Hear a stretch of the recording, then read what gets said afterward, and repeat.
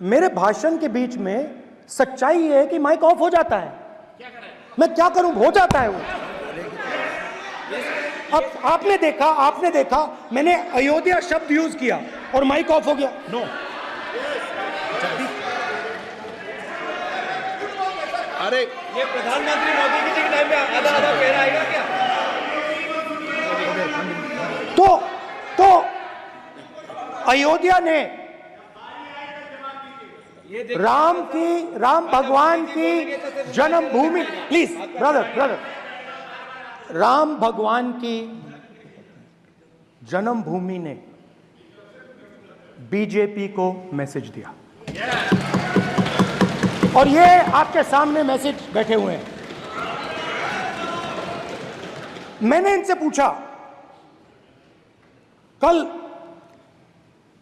Coffee P, इनसे मैंने पूछा बताइए ये हुआ क्या? बीजेपी ने राम मंदिर का इनॉग्रेशन किया,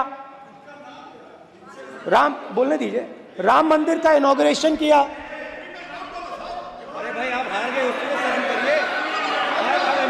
नाम बोलने की कोई जरूरत नहीं है, मैं भाषण दे रहा हूं, आप नहीं दे रहे हो। मुझे बोलना है जो बोलना है, मुझे नाम लेने की कोई जरूरत नहीं, मुझे जो बोलना है मैं बोलूंगा। तो अयोध्या ने मैसेज दिया और मैंने इनसे पूछा कि हुआ क्या, और इनका जवाब आया। मैंने उनसे पूछा कि आपको कब पता लगा कि आप अयोध्या में जीत रहे हो, और आपने कहा पहले दिन से मुझे पता था। सही बात। और मैंने कहा ये क्या हुआ?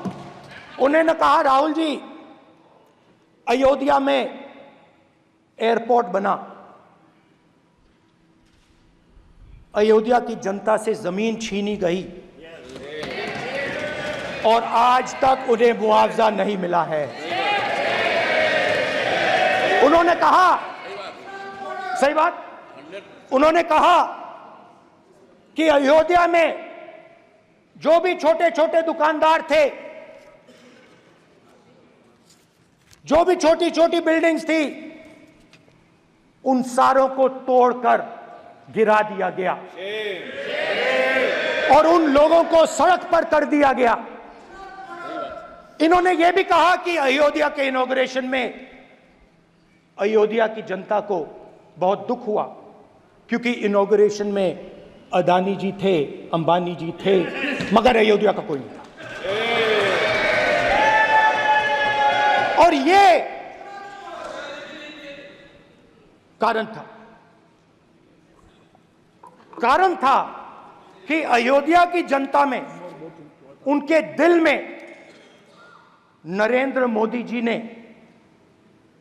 भय डाल दिया। उनकी जमीन ले ली, उनके घर गिरा दिए, और फिर अयोध्या के गरीब लोगों को, किसानों को, मजदूरों को मंदिर के इनॉग्रेशन तक नहीं जाने दिया। मंदिर के इनॉग्रेशन छोड़ो, उसके बाहर भी नहीं जाने दिया। और इसीलिए अयोध्या की जनता ने सही मैसेज भेजा। अच्छा, इन्होंने मुझे एक और बात बोली, 3 बार इन्होंने कहा कि 3 बार नरेंद्र मोदी ने टेस्ट किया, 2 बार क्या मैं अयोध्या से लड़ जाऊं? और सर्वेयर्स ने कहा अयोध्या में मत लड़ जाना, अयोध्या में मत लड़ जाना, अयोध्या की जनता हरा देगी। और इसीलिए प्रधानमंत्री वाराणसी गए और वहां बच के निकले।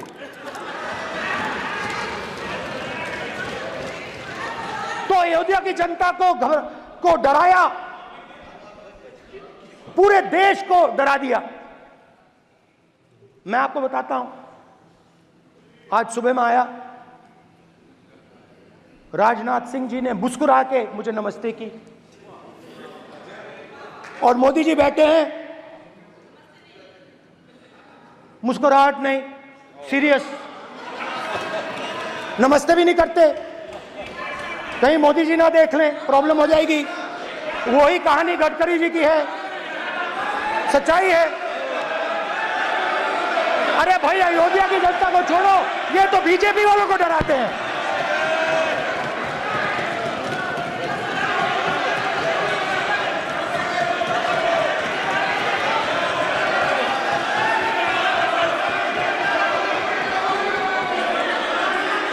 माननीय सर क्या है?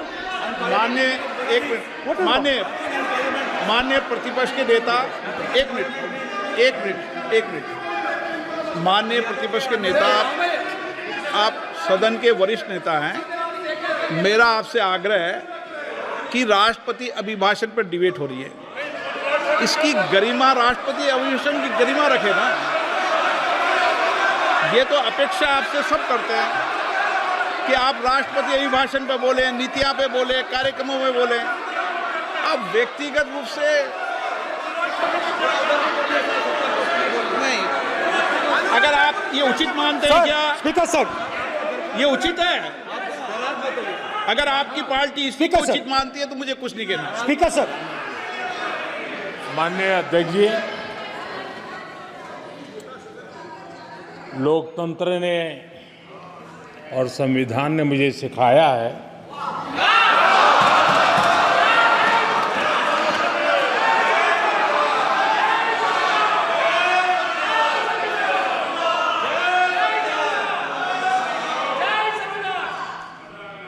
कि मुझे विपक्ष के नेता को गंभीरता से लेना चाहिए।